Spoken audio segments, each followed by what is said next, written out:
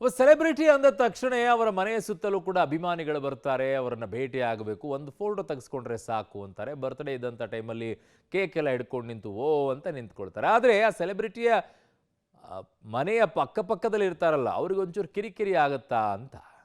ಕೆಲವರಿಗಾಗತ್ತೆ, ಕೆಲವ್ರಿಗೆ ಆಗೋದಿಲ್ಲ. ಕೆಲವರು ಖುಷಿ ಪಡ್ತಾರೆ, ಕೆಲವರು ಹೊಟ್ಟೆಯಲ್ಲಿ ಸಂಕಟ ಪಡ್ತಾರೆ, ಕೆಲವ್ರಿಗೆ ವಿಪರೀತವಾಗಿ ತ್ರಾಸಾಗುತ್ತೆ.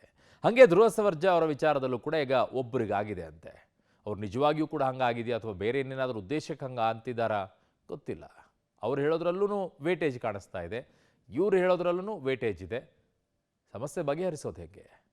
ಆಗಿದ್ದ ಸಮಸ್ಯೆ ಇಲ್ಲಿದೆ ನೋಡಿ. ಧ್ರುವ ಸರ್ಜಾ ವಿರುದ್ಧ ಮತ್ತೆ ದೂರು. ಕಿರಿಕಿರಿ ಅನುಭವಿಸಿದವರು ಯಾರು? ಟಾರ್ಗೆಟ್ ಸ್ಟಾರ್ ನಟ. ಧ್ರುವ ಮನೆಯ ನೆರೆಹೊರೆಯವರು. ಸ್ಟಾರ್ ನಟ ಧ್ರುವ ಸರ್ಜಾ ವಿರುದ್ಧ ಬೆಂಗಳೂರಿನ ಬನಶಂಕರಿ ಪೊಲೀಸ್ ಠಾಣೆಯಲ್ಲಿ ದೂರು ದಾಖಲಾಗಿದೆ. ಈ ದೂರನ್ನ ನೀಡಿದ್ದು ಧ್ರುವ ಸರ್ಜಾ ಅವರ ನೆರೆಹೊರೆಯವರೇ ಅನ್ನೋದು ವಿಶೇಷ. ಇತ್ತೀಚೆಗಷ್ಟೇ ಹಣಕಾಸಿನ ವಿಚಾರವಾಗಿ ನಟ ಧ್ರುವ ಸರ್ಜಾ ವಿರುದ್ಧ ಮುಂಬೈನಲ್ಲಿ ದೂರು ದಾಖಲಾಗಿತ್ತು. ಸಿನಿಮಾ ನಿರ್ದೇಶಕರೊಬ್ರು ಧ್ರುವ ವಿರುದ್ಧ ದೂರು ದಾಖಲಿಸಿ ಕಾನೂನು ಕ್ರಮಕ್ಕೆ ಆಗ್ರಹಿಸಿದ್ರು. ಆ ಸುದ್ದಿ ಇನ್ನೂ ಹಸಿರಾಗುವಾಗ್ಲೇ ಅದೇ ಧ್ರುವ ವಿರುದ್ಧ ಇದೀಗ ಬೆಂಗಳೂರಿನಲ್ಲಿ ಮತ್ತೊಂದು ದೂರು ದಾಖಲಾಗಿದೆ. ಧ್ರುವ ಸರ್ಜಾ ಮನೆ ಬೆಂಗಳೂರಿನ ಬನಶಂಕರಿ ಏರಿಯಾದಲ್ಲಿದೆ. ಪ್ರತಿದಿನವೂ ತಮ್ಮ ನೆಚ್ಚಿನ ನಟನನ್ನ ನೋಡುವುದಕ್ಕಾಗಿ ಧ್ರುವ ಮನೆ ಮುಂದೆ ಅಭಿಮಾನಿಗಳು ಇದ್ದೇ ಇರ್ತಾರೆ.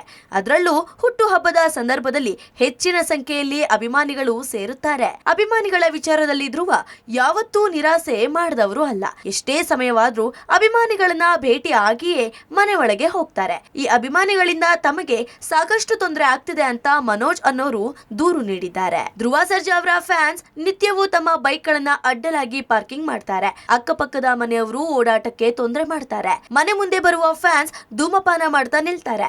ಜೊತೆಗೆ ಮನೆಯ ಗೋಡೆಯ ಮೇಲೆ ಉಗಿತಾರೆ. ಇದರಿಂದಾಗಿ ಸಾಕಷ್ಟು ತೊಂದರೆ ಆಗ್ತಿದೆ. ಹಾಗಾಗಿ ಧ್ರುವ ಸರ್ಜಾ ಅವರ ಮ್ಯಾನೇಜರ್, ಕಾರ್ ಡ್ರೈವರ್ ಹಾಗೂ ಧ್ರುವ ಅವರ ಅಭಿಮಾನಿಗಳ ವಿರುದ್ಧ ಕ್ರಮ ತೆಗೆದುಕೊಳ್ಳುವಂತೆ ದೂರಿನಲ್ಲಿ ಬರೆಯಲಾಗಿದೆ.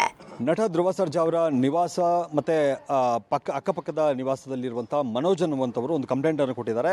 ಧ್ರುವ ಸರ್ಜಾ ಅವರ ನಿವಾಸ ಏನಿದೆ, ನಿವಾಸದ ಪಕ್ಕದಲ್ಲಿ ಅಂದರೆ ಎರಡನೇ ಮನೆಯಲ್ಲಿರುವ ವಾಸ ಆಗಿರುವಂತಹ ಮನೋಜ್ ಅವರು ಕಂಪ್ಲೇಂಟ್ ಅನ್ನು ಕೊಟ್ಟಿರುವಂಥದ್ದು. ಧ್ರುವ ಸರ್ಜಾ ಅವರ ಅಭಿಮಾನಿಗಳಿಂದ ಮತ್ತೆ ಅವರ ಸ್ನೇಹಿತರುಗಳೇನು ಬರ್ತಾರೆ ಅವರಿಂದ ನಮಗೆ ಸಮಸ್ಯೆಗಳಾಗ್ತಿದ್ದಾವೆ ಅನ್ನುವಂಥ ಕಂಪ್ಲೇಂಟನ್ನು ಮನೋಜ್ ಅನ್ನುವಂಥವ್ರು ಕೊಟ್ಟಿರುವಂಥದ್ದು. ಈ ರಸ್ತೆಯನ್ನು ಗಮನಿಸ್ತಿದ್ರೆ ಈ ರಸ್ತೆ ಇದು ಡೆಡ್ ಎಂಡ್, ಇದು ಆ ಕಡೆ ರಾಜಕಾಲುವೆ ಇದೆ. ಅದರಿಂದಾಗಿ ವಾಹನಗಳು ನಮ್ಮ ಗೇಟ್ ಮುಂಭಾಗದಲ್ಲಿ ಪಾರ್ಕ್ ಮಾಡ್ತಾರೆ ಅನ್ನುವಂಥದ್ದು ಇವರ ಕಂಪ್ಲೇಂಟ್. ಅಂದರೆ ಇದು ಮನೋಜ್ ಅವರ ನಿವಾಸ.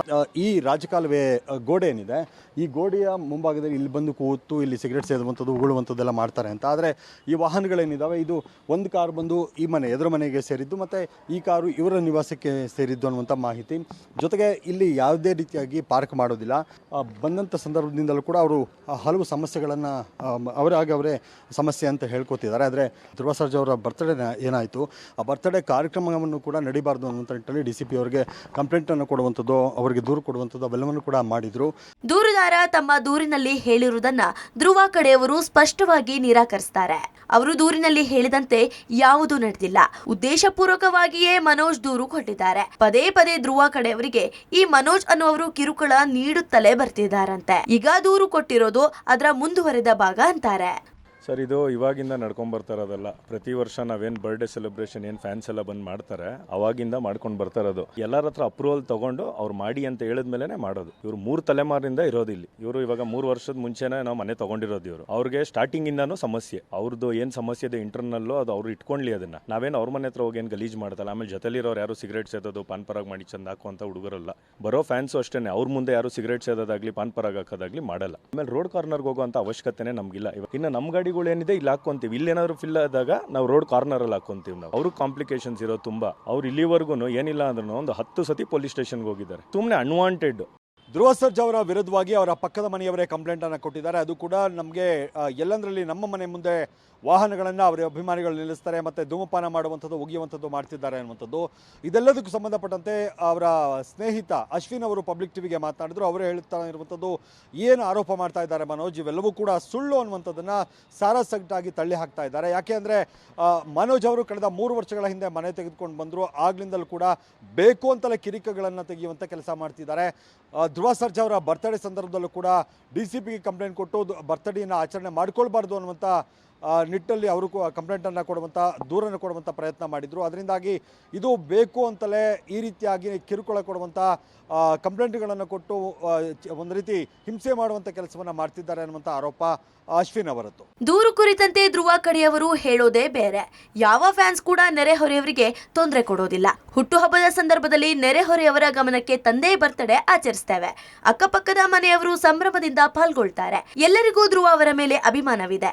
ಆದ್ರೆ ಮನೋಜ್ ಅನ್ನುವರು ಮಾತ್ರ ಕಿರಿಕ್ ಮಾಡ್ತಾ ಇರೋದು. ಅವರು ಹೀಗೆ ಕಿರಿಕ್ ಮಾಡಿದ್ದು ಮೊದಲೇನು ಅಲ್ಲ ಅಂತಾರೆ ಧ್ರುವ ಕಡೆಯವರು. ಸದ್ಯಕ್ಕೆ ಬನಶಂಕರಿ ಪೊಲೀಸ್ ಠಾಣೆಯಲ್ಲಿ ಎನ್ಸಿಆರ್ ಆಗಿದೆ.